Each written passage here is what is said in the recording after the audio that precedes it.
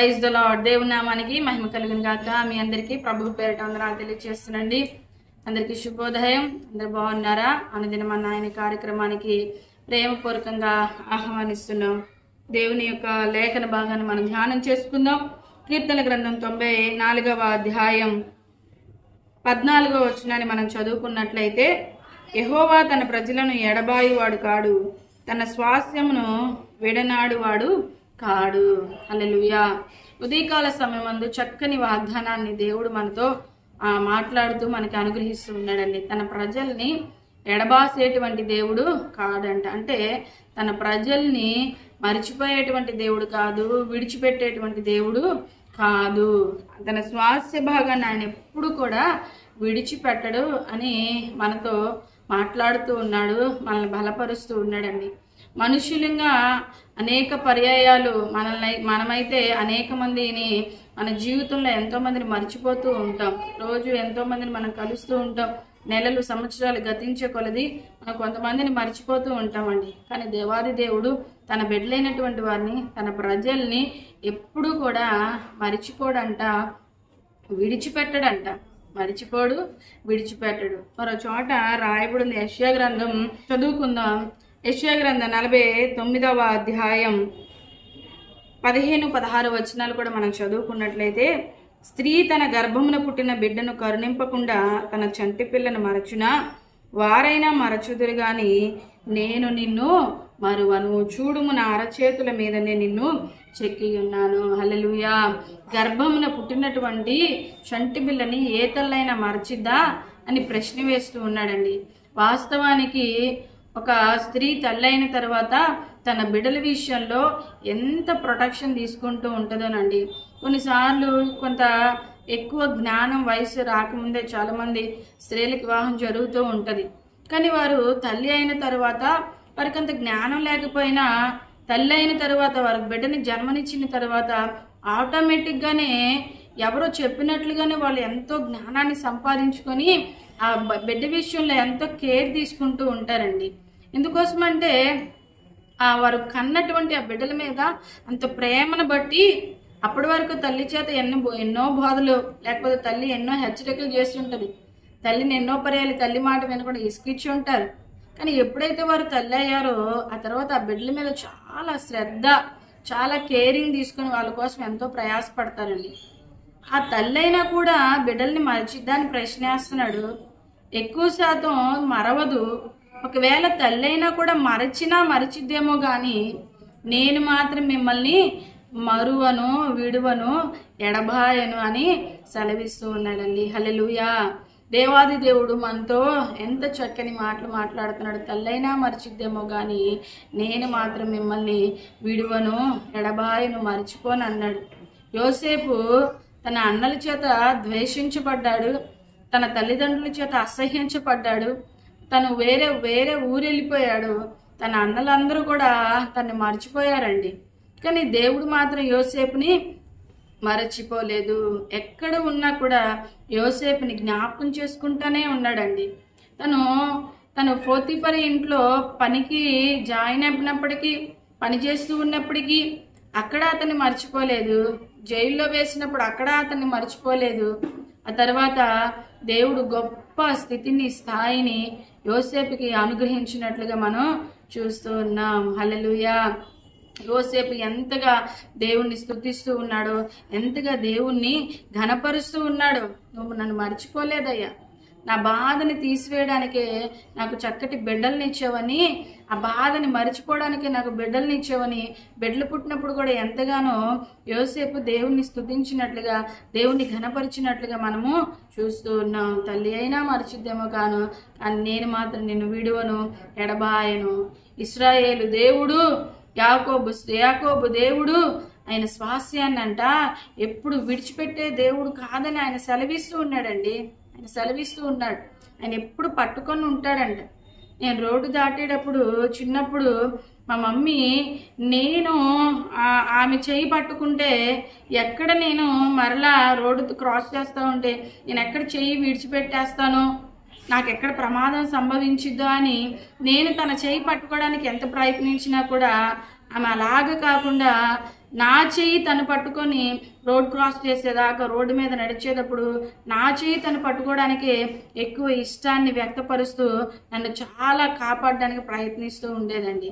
ఎందుకోసం అంటే తల్లిదండ్రులైనటువంటి వారు మన చేతులు పట్టుకుంటే మనకి క్షేమం.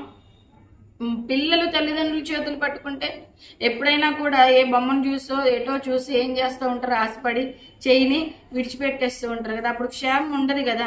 కానీ తల్లే మన చేతిని పట్టుకుంటే బిడ్డలకి క్షేమం ఉంది. అలాగే దేవాది దేవుడు మనం ఆయన్ని పట్టుకోవటం కన్నా ఆయనే మనల్ని విడిచిపెట్టకుండా ఆయన పట్టుకుంటానని, ఆయన విడిచిపెట్టడని, ఎడబాయనని ఆయన వాగ్దానం చేస్తున్నాడు. ఎంత ప్రేమ కనబడుతుందండి అందులో. మనల్ని మర్చిపోకుండా విడిచిపెట్టకుండా కాపాడుతాను వాగ్దానం చేస్తున్నాడు. అంటే మన ఎడల ఆయన ఎంత ప్రేమ, ఎంత జాలి, ఎంత కరుణ ఆయన చూపిస్తూ ఉన్నాడు. ఎంత జాలి, ఎంత కరుణ చూపిస్తూ ఉన్నాడు. మనం ఇంట్లో ఉన్నా, పనిచేసే చోట్ల ఉన్నా, చదువుకునే చోట ఉన్నా, ఎక్కడ ఉన్నా కూడా మనల్ని విడిచిపెట్టకుండా మనల్ని కాపాడుతూ ఉన్నాడు. తల్లిదండ్రులు మన కళ్ళ ముందు ఉన్నంతసేపే కదా బిడ్డల్ని సంరక్షించగలరు, బిడ్డల్ని కాపాడగలరు.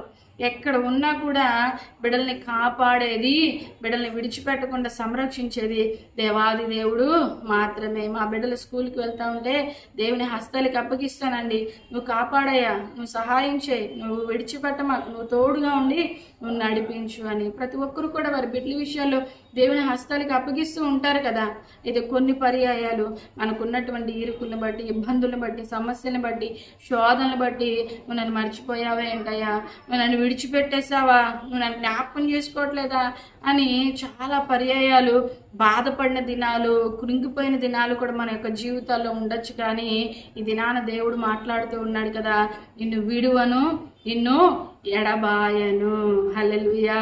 కొంతమంది మన జీవితాల్లో ఎంతో మంది మనల్ని విడిచిపెట్టి వెళ్ళిపోయిన వాళ్ళు ఉంటారు, మనల్ని ఎడబాసిన వాళ్ళు, మనల్ని మర్చిపోయిన వాళ్ళు ఉంటారేమో. కానీ దేవుడు మాత్రం మనల్ని తల్లి గర్భంలో పిండోత్పత్తిగా రూపించక మునిపే మనల్ని ఎరిగాడు. ముదిమ వచ్చిన వరకు కూడా చంకనెత్తుకుంటాని వాగ్దానం చేస్తూ ఉన్నాడు. చూడండి, మనల్ని బలపరచడానికి అంటున్నాడు కదా, చూడు మన అరచేతుల్లో నేను నిన్ను చెక్కుకున్నాను అంటున్నాడండి. అరచేతుల్లో పెట్టుకొని మనల్ని ఏం చేస్తున్నాడంట, ఆయన కాపాడుతూ ఉన్నాడంట. అరచేతుల్లో పెట్టుకుంటే ఎంత జాగ్రత్తగా చూస్తూ ఉంటాడండి దేవుడు. మన అరచేతులు ఏదైనా వస్తువుని మనం పట్టుకుంటే దాన్ని ఏం చేస్తుంటే చాలా భద్రంగా మనం కాపాడుతూ ఉంటాం కదా. ఆయన అరచేతుల్లో మనల్ని పెట్టుకొని కాపాడుతూ ఉన్నాడంట. ఆయన మనల్ని చెక్కుకున్నాడంట అరచేతుల్లో. ఎక్కడ మర్చిపోతాడండి ఆయన మనల్ని, ఎక్కడ మనల్ని విడిచిపెడుతూ ఉంటాడు. ఆయన మర్చిపోయాడు, ఆయన నన్ను విడిచిపెట్టాడు అనే మాటలు మనం మాట్లాడుతున్నామంటే మనం అజ్ఞానంలో ఉన్నట్లే.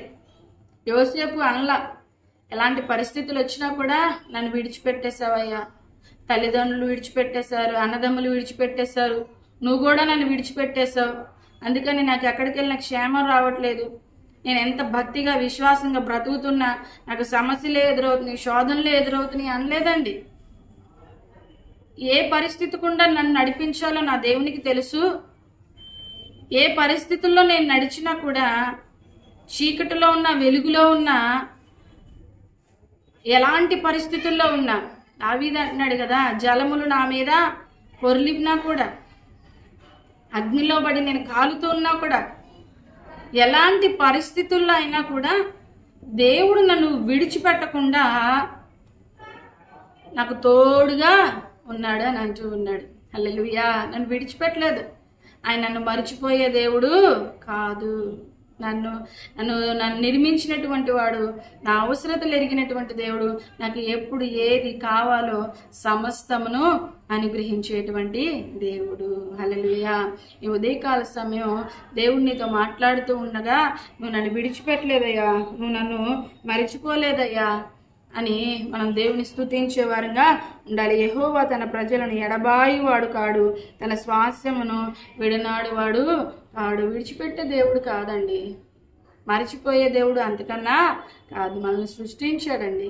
కొన్నిసార్లు మానవులుగా మనందరికీ ఉన్నటువంటి పరిస్థితి ఏంటంటే మరిచిపోయేటువంటి విధానం. కొన్ని విషయాలు ఎవరైనా మేలు చేస్తే మర్చిపోతూ ఉంటాము, ఆ తర్వాత కొన్నిసార్లు మన యొక్క స్నేహితుల్ని, కొన్నిసార్లు బంధువుల్ని ఏం చేస్తూ ఉంటామంటే మర్చిపోతూ ఉంటారు. ఈ దినాల్లో ఎక్కువగా అందరికీ ఏది ఎక్కువగా ఉంటుందంటే మతి మరుపు. ఎవరిని అడిగినా, ఎవరిని కదిపినా కూడా నేను మర్చిపోతున్నాను అని అంటూ ఉన్నారు కదా. దేవాది దేవుడు మాత్రం మనల్ని విడిచిపెట్టడు, మనల్ని మర్చిపోడు. ఇటు వాగ్దానాన్ని మనం సొంతం చేసుకొని ఏ దీన స్థితిలో ఉన్నా, ఎలాంటి పరిస్థితుల్లో ఉన్నా నా పక్షాన దేవుడు ఉన్నాడు, నన్ను చేయి విడువక నన్ను నడిపిస్తూ ఉన్నాడు. ఒక భక్తుడు అందుకే రాశాడు కదా, చేయి పట్టుకో, నా చేయి పట్టుకో, జారిపోకుండా, నేను పడిపోకుండా నా చేయి పట్టుకో. నేను ఆయన చేయి పట్టుకోవడం కాదు, కానీ ఆయన నన్ను విడవకుండా పట్టుకుంటే చాలు, నేను ఎక్కడ జారి పడిపోనని విశ్వాసంతో ప్రభువుని స్తుతిస్తున్నాడు. అలాగే మనం స్తుతించి దేవుని యొక్క కాపుదల మనం అందరం పొందుకోవడానికి పరిశుద్ధాత్మ దేవుడు మనకి సహాయం చేయనుగాక. ఆమేన్. ప్రార్థన చేసుకుందాం. పరిశుద్ధుడ ప్రేమగల తండ్రి, నీకు వందనాలు, స్తోత్రాలు. అయ్యా, యెహోవా తన ప్రజలని ఎడబాపువాడు కాడు, తన స్వాస్థ్య భాగాన్ని విడనాడు వాడు కాడని వాగ్దానం చేస్తున్నావు తండ్రి. నిజమే, నీ బిడ్డలైనటువంటి వారిని విడిచిపెట్టే దేవుడు కాదు, మరిచిపోయే దేవుడు అంతకన్నా కాదయ్యా. మేము మా శ్రమలో, సమస్యలో మమ్మల్ని విడిచిపెట్టామని మేము తలపోస్తున్నామేమో, మేము అజ్ఞాన స్థితిలో ఉంటే మమ్మల్ని విడిపించి, నువ్వు మమ్మల్ని మరిచిపోలేదని, మా అవసరతలు నువ్వు మరిచిపోలేదని, తగిన సమయంలో మీరు మాకు సహాయం చేస్తారని నీ వైపే చూస్తూ నిరీక్షణ కలిగి మిమ్మల్ని స్తుతించడానికి సహాయం చేయమని, ప్రతి కుటుంబానికి నీ కృప తోడుగా ఉంచి నడిపించమని యేసు నామములో ప్రార్థించి వేడుకుంటూ ఉన్నాము తండ్రి. ఆమేన్. Praise the lord. God bless you all.